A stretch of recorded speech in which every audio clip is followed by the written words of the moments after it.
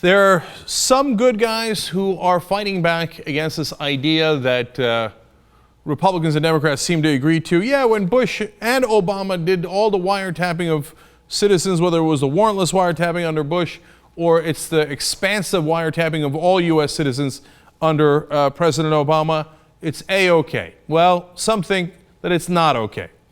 Al Gore sent out this tweet today. He said, "In a digital era, privacy must be a priority. Is it just me, or secret blanket surveillance obscenely outrageous?" Unfortunately, Vice President Gore, it's not just you, but you're among the very few. Washington agrees the American people must be spied upon. Now, Gore is absolutely consistent on this. Back in 2006, when Bush was doing it, he was just as outraged. He said, "Virtually compels the conclusion that the President of the United States has been breaking the law repeatedly and persistently," referring to the warrantless wiretapping program.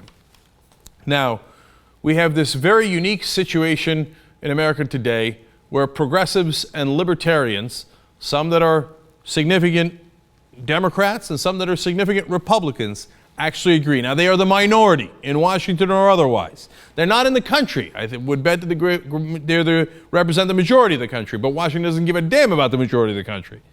But here's Rand Paul, a strange bedfellow for Al Gore to be sure. He thinks that this program is, quote, "an astounding assault on the Constitution."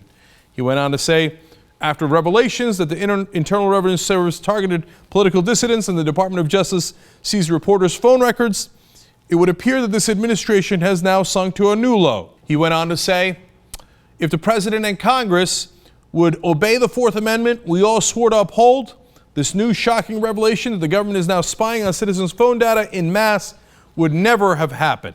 He's right. Now, I know that there are a lot of Democratic loyalists who, the minute you mention Rand Paul, will say, "How dare you? That's it. He must be wrong. Whichever side he's on, I'm going to be on the opposite side." Well, then you would not only be on the opposite side of Al Gore, maybe you're fine with that as long as, your beloved Obama is not touched, but you'd also be on the side of very progressive senators like Ron Wyden and Mark Udall, who've been warning about this time and time again, saying if you knew what was happening, you'd be outraged. We can't tell you because it's classified. Now, Senator Jeff Merkley, another strong Democrat, joins in and says, this is an outrageous breach of Americans' rights.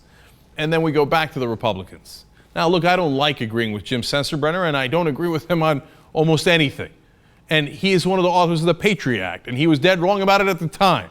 Now, is he a hypocrite that all of a sudden he's had a coming to Jesus moment when it's Obama who's doing it? Probably. But nonetheless, he's on the right side here. And he says, as the author of the Patriot Act, I am extremely troubled by the FBI's interpretation of this legislation. Goes on to say, I do not believe the released FISA order is consistent with the requirements of the Patriot Act. How could the phone records of so many innocent Americans be relevant to an authorized investigation as required by the Act? He says seizing phone records of millions of innocent people is excessive and un-American. And I don't care who's doing it for political reasons or not. All I care about is there's a tiny percentage of politicians who on this issue are on the right side and are fighting back against the establishment that says, no, whether it's under Bush or it's under Obama, Americans must be spied upon. Now, will Jim Sensenbrenner later change his opinion? He's usually part of the establishment, so I wouldn't be surprised. Rand Paul did a heroic filibuster on the issue of drone strikes. Then later, during the Boston bombing, said, oh, yeah, I mean, if they're criminals, of course we should do drone strikes inside the U.S. Apparently not understanding what his principles meant at all. So are they going to stay on board and actually defend the Constitution? I don't know. But I do know that today there aren't very many representatives or former politicians and representatives who are on the right side of this issue. And it's good to have somebody in Washington that's nominally on our side for the moment being. My apologies to Al Gore for putting him in the company of Sensenbrenner and Rand Paul.